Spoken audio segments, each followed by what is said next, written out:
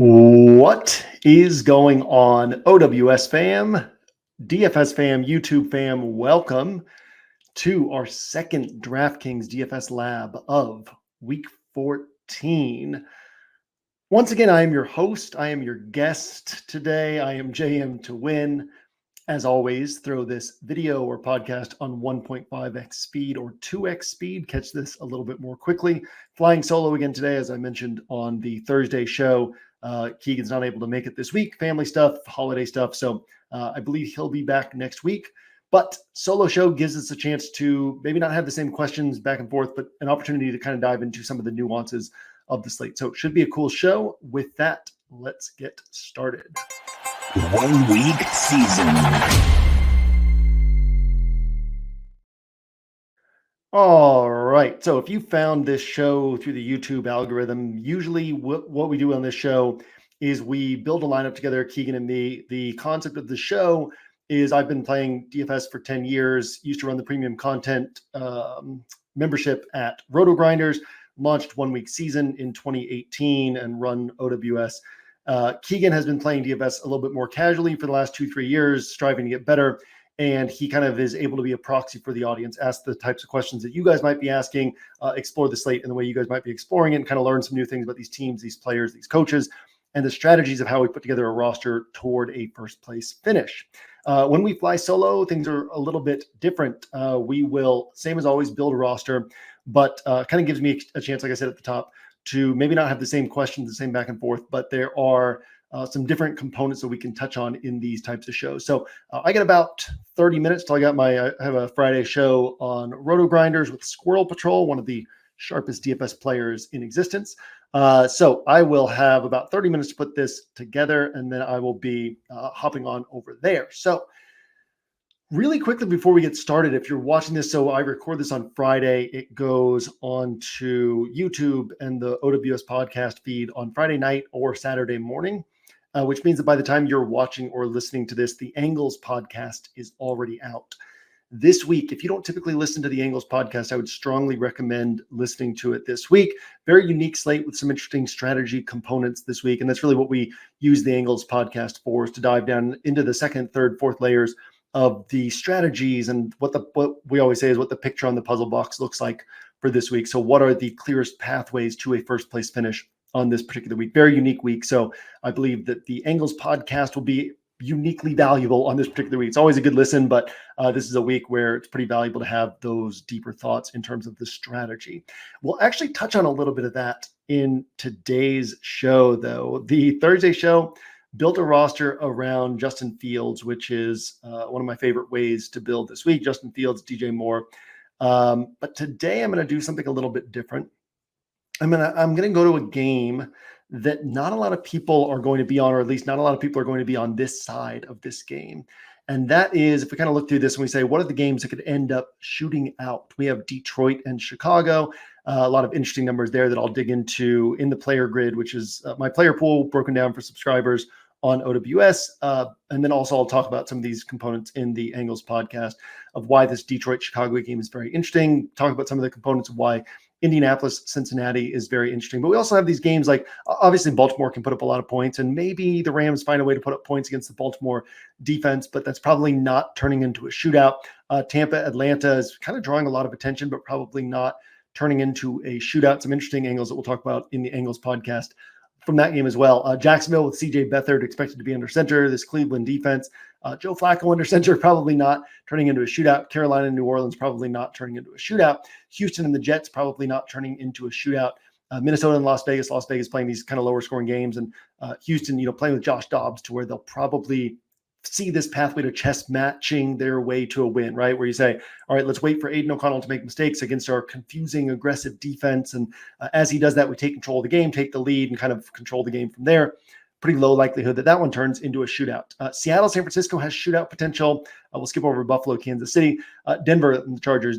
Denver, again, anything can happen in an NFL game, but the Chargers have really struggled on offense since losing Josh Palmer. Austin Eckler looking like a shell of himself. Denver held Kansas City twice, and Buffalo and Houston all to 22 or fewer points. So probably not turning into a shootout there. So that brings us back over to, again, just to highlight, there's just not a lot of games that really have shootout potential. And so then when we have a week like that, and actually I'll say it like this. So, I do my weekly show with Pete Overzet. We usually record it on Fridays, actually after this show, but he's flying to Miami for the Underdog Dog Bowl live final. So he's flying today on Friday. We recorded that on Thursday this week. And one of the things that he brought up, he asked about Keaton Mitchell, and I forget who the other running back was. And one of the things I said to him was, there's nothing on paper that points to Keaton Mitchell this week, but the week to play players like that, guys who can explode for a big game, where there's nothing on paper that's like, oh, they could explode for a big game because of these factors, but it's more like, hey, he get 13 touches and explode for a big game. Well, the weeks to do that are the weeks where that running back position is pretty thin, and maybe not a lot of players will score 18 to 20 points, and maybe nobody will really score like 25 to 30. Obviously, you've got Christian McCaffrey could score up there, but you got to pay up for him. And so the weeks to do that isn't the week, there's the weeks where, and this is important stuff, right, from just how to win in DFS and how to think through slates. There are the weeks where there's like 5, 6, 7 really good running backs in really good spots. And on those types of weeks, it doesn't make much sense to go way off the board, because if your high risk 1% owned guy ends up hitting for a big game, well, what is that big game? It's still probably the same score that all these high owned guys hit, right? As in, like, if there's 7 guys who are all in really good spots, chances are that 2 or 3 of them are going to hit. And people are going to have the right 2 or 3 player combos on their roster. So going way off the board, taking more risk just to try to get like the same score that you could get with higher certainty and higher ownership, it just doesn't make sense. There's no edge, right? You miss and you're way behind everybody because there were these 7 good running backs and 2, 3, 4 of them ended up hitting and people had the right combos there. So you either you hit and you're way behind them, or you miss and you're way behind them, or you hit and you just keep pace with everybody else, but you had to take on a lot more risk to do it. So on weeks where there's plentiful good spots, whether it's game environment or players at a particular position, those are the weeks where you don't necessarily want to go way off the board. Now, you always need to find a path to first place. So there's going to be places where you are looking to go off the board, but kind of using that situation of like 2, 3, 4 really great game environments, or 5, 6, 7 really great running backs, right? Those are the spots where you want to say, okay, let me pick my pieces from the chalk here and differentiate in a different way. So taking that Keaton Mitchell example, right? This is a week where there's really not a lot of great running backs. So you could actually say, well, now if Keaton Mitchell hits, he could be the only guy hitting, right? If he goes for 25 points, he could be the only guy hitting. Now, I'm not playing Keaton Mitchell on my single entry 3 max play, so I'm not highlighting him to talk about that play. I'm highlighting him to use that example of how we kind of think through these options of when do we play these more volatile plays? We play these more volatile plays when the reward is substantially higher if they end up hitting. So if this were a week where there's 4, 5, 6 games that all have really high shootout potential, and then we've got Buffalo, Kansas City, and there's all the reasons why our mind immediately goes towards the reasons why this game won't shoot out. Because, you're conditioned to look and see Josh Allen, Patrick Mahomes, and be like, oh, shootout. And so then our minds are like, oh no, we know better. The Chiefs have this great defense this year, and the Chiefs offense hasn't been performing the way that we expect them to perform.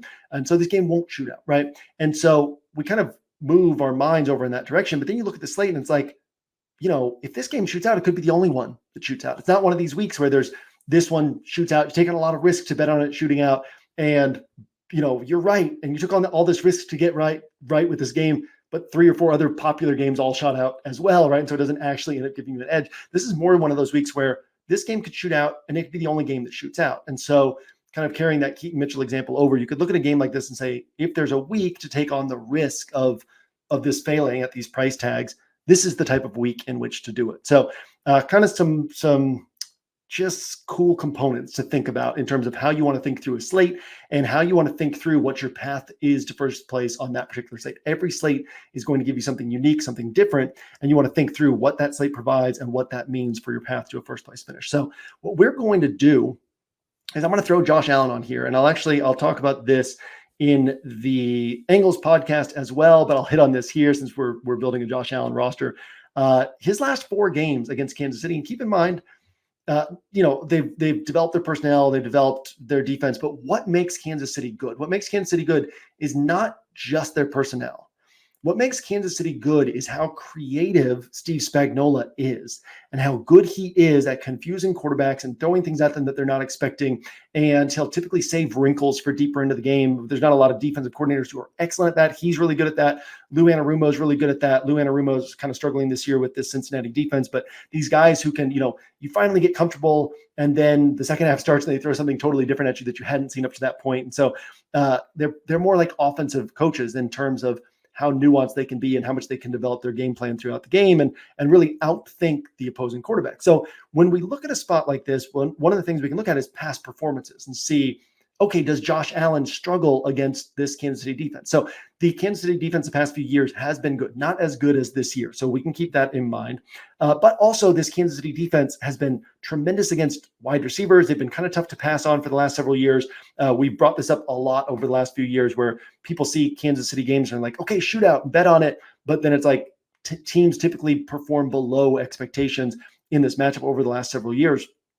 So what has Josh Allen done against Kansas City? So we'll go back to the playoff game in 2020, regular season game in 2021, playoff game in 2021, and regular season game in 2022. So the last 4 games against Kansas City. These are Josh Allen's DraftKings scores against Kansas City. 27.28, 39.5, 38.96, and 30.36. So I'll take the decimals off so you can kind of register those a little bit more around up or down appropriately. So 27, 40, 39, and 30. I mean, those are tremendous scores. And on a week where people are going to be playing Jake Browning, which I like Jake Browning this week. He's actually one of the, I won't say how many quarterbacks are in my pool. I'll say that for subscribers, but one of a small number of quarterbacks in my pool this week. But like when people are kind of looking to those types of plays or Russell Wilson in this game, it's probably not going to shoot out. Great matchup, but the Broncos run the ball at the 7th highest rate in the NFL in terms of pass rate over expectation or rush rate over expectations. You could flip that around and say they are the 7th highest rush rate over expectation team in the NFL. Well, it's not like they're just suddenly going to throw the ball a bunch and Russell Wilson's going to go out and have, now he can put up a 30-point game in this matchup, but it's not like the game environment is conducive to him suddenly having this big game, right? He's going to have probably his normal amount of volume, his normal type of setup. And maybe he ends up with like an extra big play or an extra touchdown or a long run or something that pops for a big game. But you can very easily see all these popular quarterbacks this week scoring 20, 22, 24, 25 points. Even Justin Fields can have a really good game where he's only had he had the 2 games before he got hurt where he topped 30 points. Sort of randomly, they were with his arm, both of those games. He had the 2 40-plus point games last year. And other than that, all of his games have been kind of like 24, 25 and below points. So Justin Fields can have a really good game at 6,800, but it's still only 22, 23, 24 points. And Josh Allen could come out and put up 39 points against Kansas City. So my point is like, he's capable of separating at a level that's large enough that it justifies the risk that you're taking on in this type of matchup. So very interesting angle to consider this week. Now, another interesting thing to consider, Kansas City's really good at taking away wide receivers on the perimeter. So who do you pair Josh Allen with? We broke this down in the game against Philadelphia when we were, so heavy on Josh Allen that week. The perception of Josh Allen is this, like you play Josh Allen, then you throw Stephon Diggs in there because obviously if Josh Allen is hitting, Diggs is going to hit.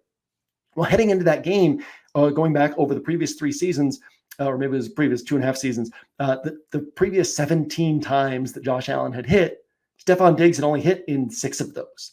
Then again, Josh Allen hit against Philadelphia in that game the last time we saw the Bills on the field, and Stephon Diggs did not hit in that one. So that now puts it at only 33% of the time that Josh Allen has hit since this, we kind of picked an arbitrary starting point, but since 2021 to now, only 33% of the times when Josh Allen has hit, has Stephon Diggs also hit. So there are a lot of other ways that Josh Allen can hit. And what they tend to be is the guys over the middle of the field. So what's tough right now is we don't really have a clear guy over the middle of the field for Josh Allen in this current iteration of the offense. So there's, go through the Josh Allen game logs where he's hit, and you see a lot of like Cole Beasley hitting, Isaiah McKenzie hitting, Emmanuel Sanders hitting multiple times, and then a lot of Dawson Knox hitting.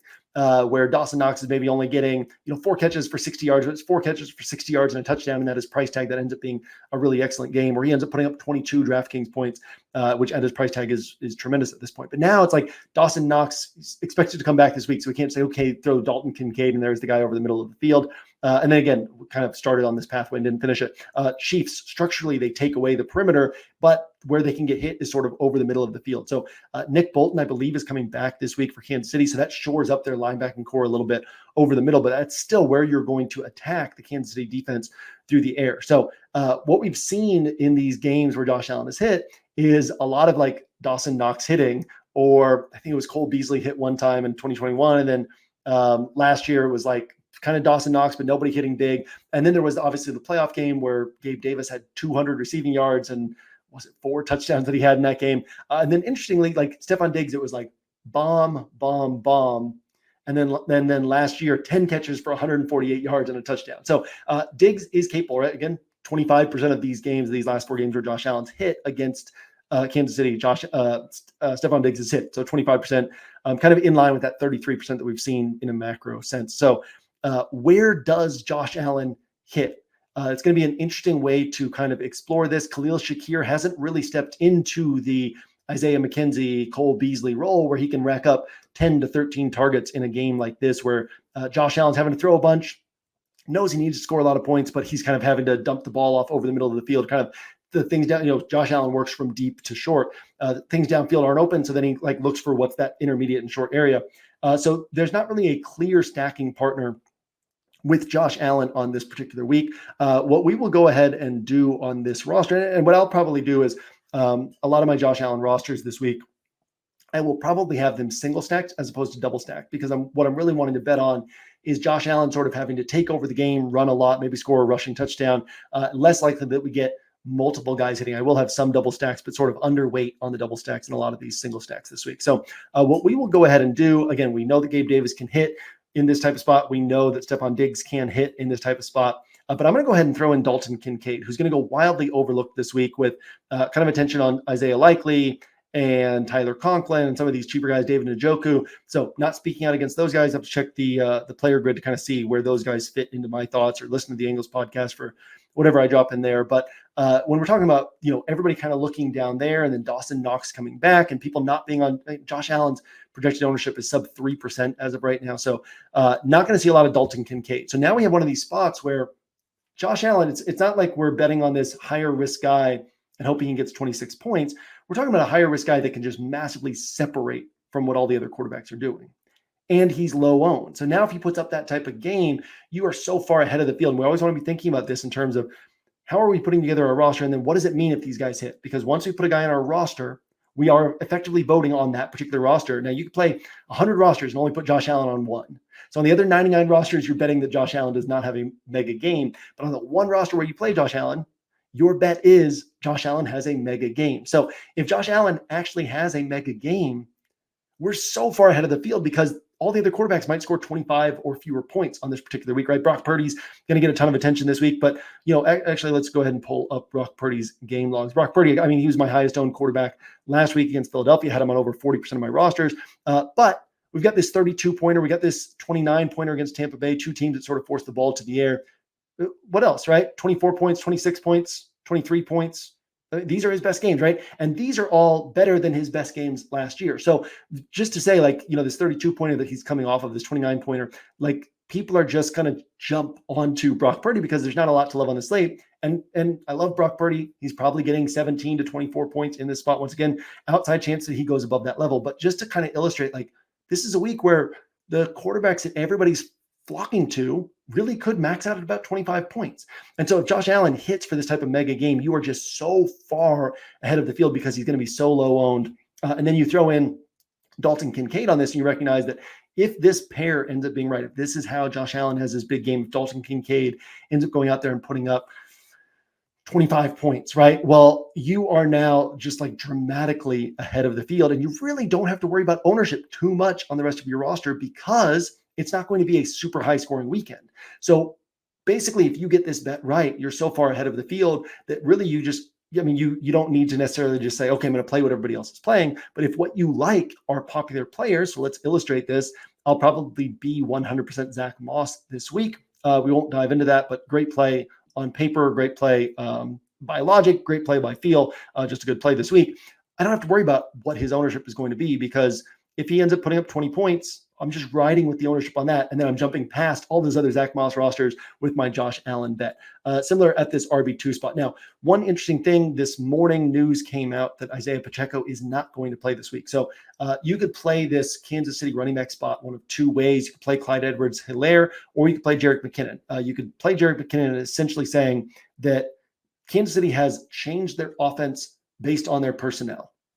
So they have become more run-centric because Isaiah Pacheco adds this like dominant, physical, downhill rushing component to their offense. Well, Clyde Edwards-Helaire doesn't just step in and provide that. So Clyde Edwards-Helaire had a bunch of like 14 to 15 DraftKings point games early last year. I think he had like a 22-pointer early last year. So he's capable at only 4,200 of putting up a really nice game. But I can also see this being a game where Kansas City is like, okay, well, now we have to shift and throw the ball more. And our run game becomes more like this short area passing type of game. Now, this is where this gets really interesting, because if this becomes this short area passing type of game, let's go ahead and look at Travis Kelce's, where do I have that? I have that in my notes for the player grid. Okay, so Travis Kelce's last 5 games against Buffalo, I'll take off the decimal points and just round up or down, but 24, 40, 18, 24, and 22. So if Kelce, again, typically is going to be this 20-point range, and this has been, last year he topped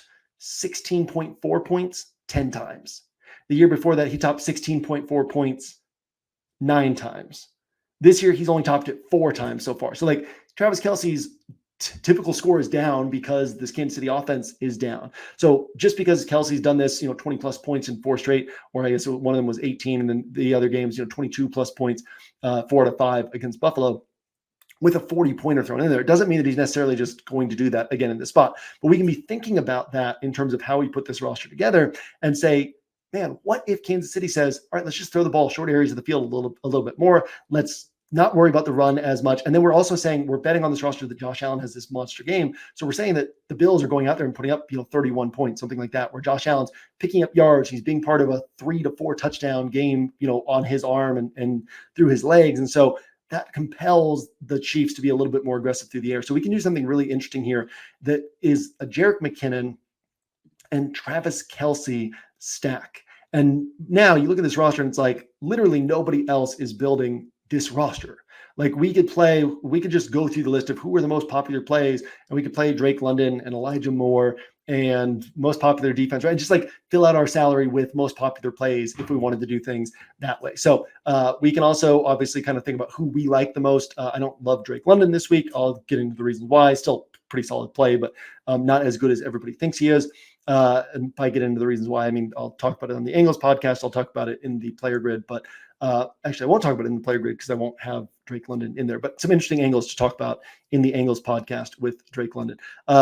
Vikings defense. We'll go ahead and throw in the Vikings defense, just see what sort of salary we have to work with. Vikings against Aiden O'Connell. We talked about how much this defense can confuse opponents. I'm going to go ahead and then also say, I want to get a 49ers piece in here, a 49ers pass catcher in here. So there was their game against Cleveland earlier this year.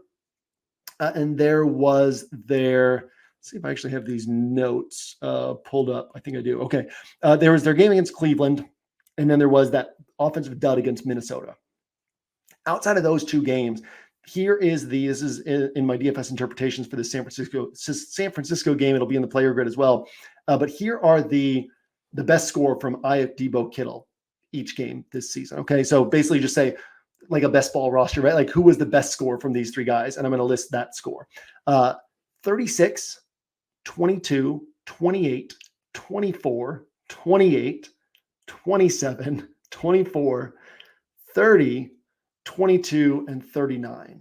It's just incredible, right? Like, especially when you look at this slate and you're like, man, there probably won't be that many 25 to 30 point scores. And it's like, you take out the game against Cleveland and this dud against Minnesota, all 10 games, one of these San Francisco pass catchers has topped 22 points. And over half of the games, it's been like 27 plus points. So recognizing like how valuable that can be on this particular week, kind of getting the right guy from that group. We can't fit Kittle onto this roster because we have Kincaid and Kelce onto this roster. So that limits our options, but I will be mixing and matching a lot of these guys on this particular week. Deebo Samuel, not point chasing to go with Deebo. He obviously put up 38 points last week and put up the 22.4 against Seattle. But what we should note here is these 9 targets against Seattle. Just the way that Seattle plays defense, it does lend itself more to a Deebo Samuel type of game where you would see those targets spike for him. Doesn't mean it's going to happen. I've been very bad at predicting which San Francisco pass catcher is going to hit the season, but we can kind of eliminate the need to predict that when we do this mix and match type strategy. So Deebo Samuel, basically the way to look at it is the tournament winning roster this week going to have one of these 49ers pass catchers? Like there's a pretty good chance that whichever 49ers pass catcher hits this week is going to be on tournament winning rosters, because if they hit for 27, 32, whatever it might be, there's probably not that many 27 to 32 point scores this week. And so even though you have to guess and you might get the wrong guy, like you want to put yourself in position so that you're the roster other people are chasing, as opposed to saying, well, let me just not try to guess, and now I have to chase whichever rosters got the right 49ers piece. So that's how I will be approaching a lot of my rosters this week. We're going to throw on Jackson Smith and Jigba onto this roster as a bring back. That leaves us with 3,700 in remaining salary. And we're going to go ahead and, just because we don't need to get deep into this, it's not a real roster, we're going to go Cedric Tillman. I do like Cedric Tillman this week. I say we don't need to get deep into it. We're not building a real roster. I say that because there's no need to go. I mean, Cedric Tillman in our ownership projections on OWS is currently not even projected, which means that he's expected to see sub 1%. He's a tremendous leverage play off Elijah Moore, who's going to be extremely popular this week. And so you could say, man, if Cedric Tillman hits, he's not only hitting at really low ownership, but he's taking points away from Elijah Moore. So what I kind of mean is you don't actually need a Cedric Tillman on a roster like this, because nobody else has this bet that you're placing of Josh Allen and Dalton. Basically, nobody else has this bet that you're placing of Bills and Chiefs shootout. It starts with Josh Allen, and he's the driving force in this game. And I'm going to have no Clyde Edwards-Helaire. I'm going to have Jerick McKinnon instead. I'm going to have Travis Kelce and Dalton Kincaid together. Nobody else is rostering Dalton Kincaid. Nobody else is rostering Josh Allen. So like I said at the top, you don't have to worry about ownership from this point forward. And so because of that, like a guy like Cedric Tillman, there's no need to necessarily take on that additional risk and get different in that way. He's more a guy to kind of throw into other rosters. Not to say that you can't build things this way, but just to say that there's probably some other pieces we might move around. If we had a little bit more time, we're saying, hey, let's put this roster in for real. Maybe we'd go down to Clyde Edwards-Helaire and then see what that did for our salary. Get up to one of these guys at 4,500 who would actually be Elijah Moore. Actually, let's go ahead and do that just to kind of show what that would look like. So we go to Clyde Edwards-Helaire, and then we just ride the chalk. I had the salary a little bit wrong on that. Okay, then yeah, we'll leave what we had. But kind of thinking through that to say, I don't need to predict things at this point. What I need to do is think about what gets me to a first place finish. And so if we're building this for real, I might push around salary a little bit more, see what I could do at defense, see if there's a way to build this roster in the way that I'm just sort of riding the chalk. But since we are no need to actually do that, it's not a real roster, I'll go ahead and go back to the way that we had things before. Actually, you know what we could do here? Go to the Browns defense, who's going to be really popular, and kind of ride the chalk there, and then go to Odell Beckham, who's kind of a similar play to Cedric Tillman, but probably riding a little bit more ownership on this play. So we'll call that our official roster right here. Kind of gives you some thoughts on how you might want to think through this slate, what it might take to get to first place on this slate, some of the interesting edges that we might have on this particular slate. And again, I encourage you to tune into the Angles podcast. I have not recorded it yet. I have all my notes laid out for it. I have not recorded it yet, but it is available to you by the time you're watching this. So check that out on the OWS podcast feed on your favorite podcast player. Just search 1 Week Season, or check it out on the OWS YouTube channel, which might be where you are watching this.